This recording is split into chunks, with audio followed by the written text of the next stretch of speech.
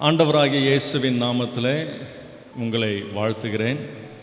இன்றைக்கு உங்களோடு ஒரு சில தேவனுடைய வார்த்தையை பேசலாம் என்று ஆண்டவர் என்னோடு பேசின சில காரியங்களை நான் பகிர்ந்து கொள்ள ஆசைப்படுகிறேன். நம்ம வாழ்க்கையில் எப்போவுமே ஆண்டவர் ரொம்ப நல்லவராக இருக்கிறார், அதில் சந்தேகமே கிடையாது. நம்ம இருதயத்தில் எப்போவுமே ஒரு காரியம் நம்ம புரிஞ்சுக்கணும். நான் ஆராதிக்கிறேன் ஆண்டவர் என் இயேசு எப்பொழுதும் என் வாழ்க்கையில் நல்லவராக இருக்கிறார். இதில் நம்ம எப்போவுமே காம்ப்ரமைஸ் ஆகவே கூடாது. ஆமாங்க, சில சூழ்நிலைகள் சில சம்பவங்கள் நம்ம வாழ்க்கையில் நடக்கும்பொழுது நமக்கு சாத்தான் நிறைய தேவையில்லாத நெகட்டிவான விதைகளை நம்ம சிந்தனையில் போட்டுக்கிட்டே இருப்பான். சரிங்களா? எப்போவுமே நீங்கள் சொல்லுங்கள், என் ஆண்டவர் எப்போவுமே எனக்கு ஆண்டவர் நல்லவராக இருக்கிறார். நாம் கிறிஸ்துவுக்குள்ளே யார் என்பதை நாம் எவ்வளவுக்கு எவ்வளவு நாம் புரிந்து கொள்ளுகிறோமோ அவ்வளவும் நம்முடைய வாழ்க்கையில் ஆசீர்வாதம், அவ்வளவும் நம்ம வாழ்க்கையில் நாம் ஒரு சக்ஸஸ்ஃபுல் லைஃப்பை நாம் வாழ முடியும். இந்த உலகத்தில் பாருங்கள், நிறைய கிறிஸ்டியன்ஸ் இருக்கிறோம், ஆண்டவர் ஏற்றுக்கொண்ட பிள்ளைங்க நிறைய பேர் இருக்கிறாங்க. ஆனால் அவங்க இன்னும் ஆண்டவர் யார் என்பதை புரிஞ்சு கொள்ளாதனால நிறைய போராட்டத்தை சந்திக்கிறாங்க. பிரச்சனையிலேருந்து அதிலேருந்து எப்படி வெளியே வரணுன்றதை அவங்களுக்கு ஒரு கான்ஃபிடென்ட் இல்லாத ஒரு லைஃப்பை வாழ்ந்துக்கிட்டு இருக்கிறாங்க. நம்ம எவ்வளவுக்கு எவ்வளவு நம்ம ஆண்டவரை நம்ம அறிந்து கொள்கிறோமோ, knowing Jesus is very important in our life. So அவரை நம்ம எவ்வளவுக்கு எவ்வளவு நம்ம அறிய அறிய அறிய அறிய நமக்கு வாழ்க்கையில் விடுதலை கிடைக்கும். நம்ம எதை கண்டோம் பயப்பட மாட்டோம், நம்ம சோர்ந்து போக மாட்டோம். ஆண்டவர் என்னோடு இருக்கிறார் ஒரு நம்பிக்கை உனக்கு உண்டாகும். ஆனால் பிசாசு இதை அறிஞ்சு கொள்ள விடாமல் நிறைய தேவையில்லாத காரியத்தை நம்ம மனசில் போட்டுக்கிட்டே இருப்பான். அவருடைய சமூகத்தை சேர விடாமல், அவருடைய சமூகத்தை நெருங்க விடாமல் தேவையில்லாத காரியங்கள், நம்ம வாழ்க்கையில் நடந்த பாஸ்ட் லைஃப்பில் நடந்த விஷயங்களை, தேவையில்லாத நீ உன்னை குறித்து நிறைய பேசுவான். எப்படி பேசுவான் தெரியுமா?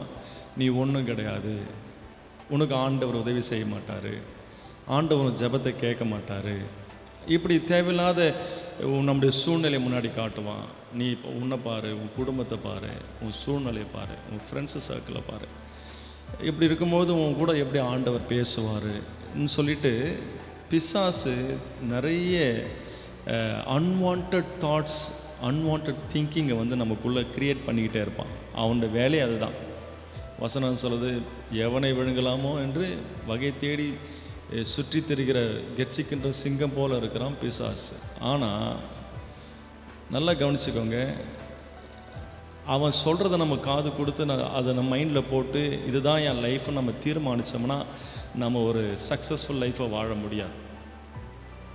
ஒரு அம்மா பாருங்கள், என்கிட்ட ஜெபம் பண்ணிக்க வந்தாங்க. பாஸ்டர், எனக்காக ப்ரேயர் பண்ணுங்கள், என் மகனுக்காக நீங்கள் ப்ரேயர் பண்ணுங்கன்னு சொன்னாங்க. அப்போ அவங்கக்கிட்ட கேட்டேன், என்னம்மா ஆச்சு அப்படின்னு கேட்கும்பொழுது அவங்க சொன்னாங்க, என் மகன் பாட்டி வீட்டுக்கு போயிட்டான், இங்கே வரவே மாட்டேங்கிறான், ஏன்னு தெரியல, பாட்டி வீட்லேயே இருக்கிறான். எங்களை குறித்து ஒரு தப்பான ஒரு அபிப்பிராயம் அவனுக்கு வந்துடுச்சு, ஒரு அண்டர்ஸ்டாண்டிங் ஆகிடுச்சு. என்ன விஷயம்னு சொல்லி அவங்ககிட்ட நான் பேசிகிட்டே இருக்கும்போது ஒரு வார்த்தையை சொன்னாங்க. என்னன்னு தெரில, அவங்க பாட்டி ஏதாவது தவறான எங்களை குறித்து ஏதாவது தவறாக சொல்கிறாங்களான்னு தெரியல, அதனால் அவன் எங்ககிட்ட அவன் ஃபோன் பேச மாட்றான், எங்கள் வீட்டுக்கும் வரமாட்றான் அப்படின்னு சொல்லி ரொம்ப வருத்தமாக சொன்னாங்க. அப்போ தான் பிசாசு பாருங்கள், அந்த சின்ன மகனுடைய வாழ்க்கையில், அவன் சின்ன மகனுடைய லைஃப்பில் எப்படி ஒரு தவறான ஒரு புரிதலை பெற்றோர்கள் குறித்து ஒரு தவறான புரிதலை உண்டு பண்ணுறான் பாருங்கள். நம்ம வாழ்க்கையில் கூட நாம் ஆண்டவரோடு நெருங்க விடாமல் பிசாசு நிறைய தாட்ஸை நமக்குள்ளே போட்டுக்கிட்டே இருப்பான். உன்னால் முடியாதுன்னு சொல்லுவான், உனக்கு இது நடக்காதுன்னு சொல்லுவான், நீ ஆண்டவர்கிட்ட போக முடியாது, உன் ஜெபத்தெல்லாம் ஆண்டவர் கேட்க மாட்டார்.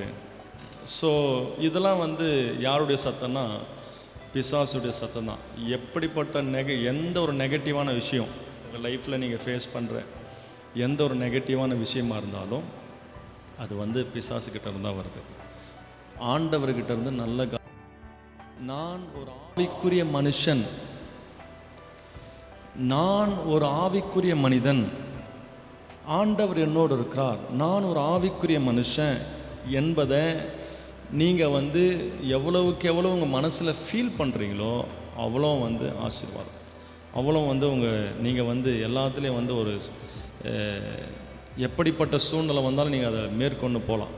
இதை தான் வந்து சாத்தான் நம்மக்கிட்ட சொல்ல விட மாட்டான். நான் ஒரு ஆவிக்குரிய மனுஷன், அந்த ஒரு கான்ஃபிடென்ட்டை வந்து பிசாசு கொடுக்கவே மாட்டான்.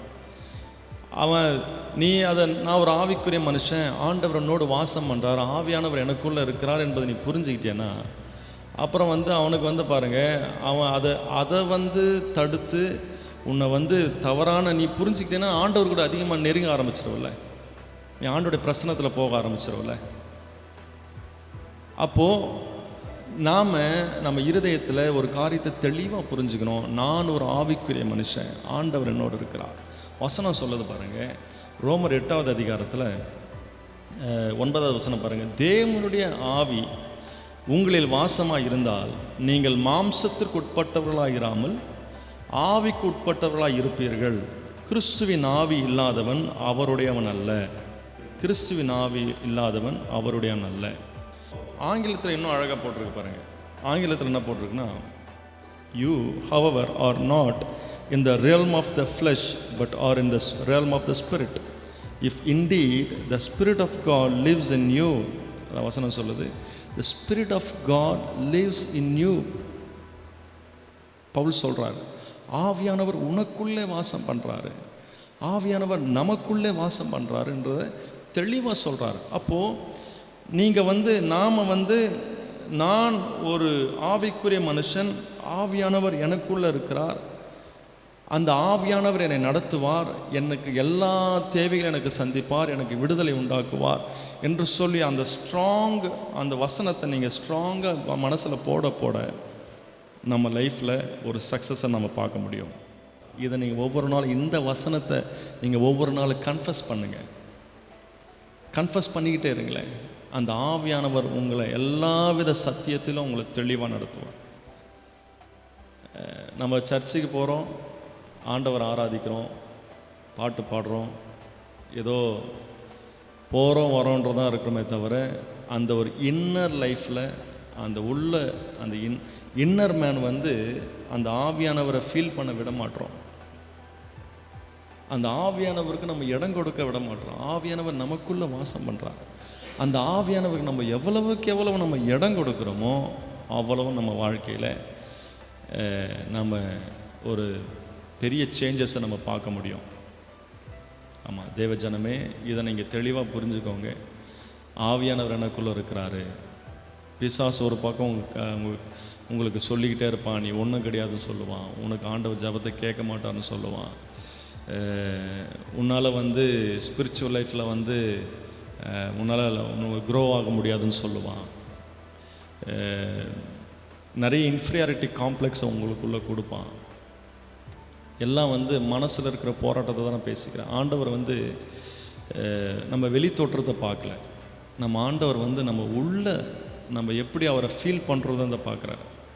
அப்போது அந்த மனசில் நம்ம எவ்வளவுக்கு எவ்வளோ நம்ம ஸ்ட்ராங்காக ஆவியானவர் எனக்குள்ளே இருக்கிறாரு.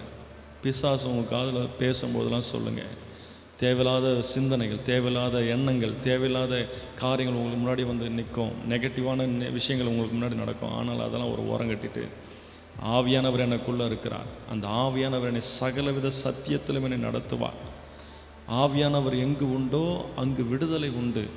அப்போது நமக்கு ஆண்டவர் விடுதலை கொடுப்பார், கொடுத்து கொண்டு இருக்கிறார், கொடுத்து விட்டார் என்று விசுவாசிங்க. ஆவியானவர் நமக்குள்ளே வாசம் பண்ணுறார். நான் ஒரு ஆவிக்குரிய மனுஷன், என் ஆண்டவர் ஆவியாக இருக்கிறார். அப்போ அவருடைய பிள்ளை நானும், எனக்குள்ளே அந்த ஆவியானவர் வாசம் பண்ணுறார். நானும் ஒரு ஸ்பிரிச்சுவல் மேன், நான் வந்து ஆவிக்குரிய உலகத்தை சார்ந்தவன். நான் வந்து இந்த உலகத்தில் வாழ்ந்தாலும் நான் ஆவிக்குரிய உலகத்தை சார்ந்து வாழ்கிற ஒரு மனுஷன் என்பதை நீங்கள் ஸ்ட்ராங்காக வந்து பிலீவ் பண்ண ஆரம்பிக்கணும். அதை நம்ம எவ்வளவுக்கு எவ்வளோ நம்ம ஸ்ட்ராங்காக பிலீவ் பண்ணுறோமோ அவ்வளவுக்கு அவ்வளோ லைஃப்பில் சக்ஸஸை நீங்கள் பார்க்க முடியும். ஏன்னா ஒரு கிறிஸ்டியன், இந்த உலகமே வந்து நம்ம பார்க்குற இந்த உலகத்தை விட பார்க்காத ஒரு உலகம் இருக்குது, அதுதான் ஆவிக்குரிய உலகம். அந்த ஸ்பிரிச்சுவல் வேர்ல்டுக்கு நாம் இம்பார்ட்டன்ட் கொடுக்கணும். ஏன்னா தேவன் ஆவியாக இருக்கிறார். இந்த உலகம் உண்டாகிறதுக்கு முன்னாடி ஆண்டவர் ஆவியாக இருந்தார், ஆவியாக உலாவி கொண்டிருந்தார். தேவ ஆவியானவர் இந்த உலகத்தில் இருந்தார்னு வேதம் சொல்லுது. நாம் எங்கேருந்து வந்தோம்? ஆவியானவர் இருக்கிறாரு, ஆவிக்குரிய உலகத்தில் ஆவியானவர் இருக்கிறாரு. நாம் இந்த உலகத்தில் வந்தோம், நம்ம சரீரத்தை உடையவர்களாக இருக்கிறோம். ஆனால் நமக்கு சரீரம் வர்றதுக்கு முன்னாடி, உருவாகிறதுக்கு முன்னாடி நம்ம எங்கே இருந்தோம்? ஆண்டவரோடு இருந்தோம். ஆண்டவர் எப்படி இருந்தார்? ஆவியாக இருந்தார். அப்போ நாம் எப்படி இருந்தோம்? ஆவியானவர் ஆவியாக இருக்கிறார்னா அப்போ நாமளும் ஆவிக்குரிய மனுஷர்கள், ஆவிக்குரியவர்கள், ஆவி மனுஷன். நாம் ஒரு ஸ்பிரிட் பீயிங், நம்ம ஒரு ஆவி மனுஷன் என்பதை தெளிவாக நம்ம புரிஞ்சுக்கணும். அந்த ஆவியானவரிடத்துல தான் நம்ம வந்திருக்கிறோம். அப்போ நம்ம ஆவிக்குரியவர்கள், ஆவியானவரோடு நம்ம சேர்ந்து வாழ வேண்டிய ஒரு மக்கள். நம்ம இந்த வசனம் உங்களுக்கு உண்மையாகவே ஒரு பிரயோஜனமாக இருக்க நான் விசுவாசிக்கிறேன். உங்கள் வாழ்க்கையில் எப்போவுமே நீங்கள் ஒரு காரியத்தை புரிஞ்சுக்கோங்க. ஆண்டவர் எனக்குள்ளே வாசம் பண்ணுறார், ஆவியானவர் எனக்குள்ளே இருக்கிறார், அவர் விடுதலை கொடுப்பார், பயம் எனக்கு கிடையாது. இந்த ஆவியானவர் நம்ம ஃபீல் பண்ணாதனால தான் பயங்கள் நமக்கு நிறைய வருது.